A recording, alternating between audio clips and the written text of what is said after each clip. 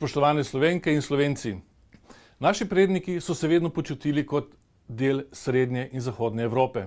Tu so spletli trdne vezi, tudi duhovne. Ko smo dobili svojo državo, so nas na Zahodu prvi priznali.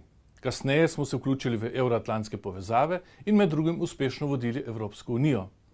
Zahodno umeščenost smo Slovenci potrdili celo na referendumih. A v zadnjih letih so nas leve vlade oddaljile od Zahoda. Glavne politične in gospodarske aktivnosti so preusmerili na Rusijo, Turčijo in celo Iran. Izgubili smo ugled in verodostojnost. Interese posameznikov in skupin so postavili nad trajni interes slovenskega naroda.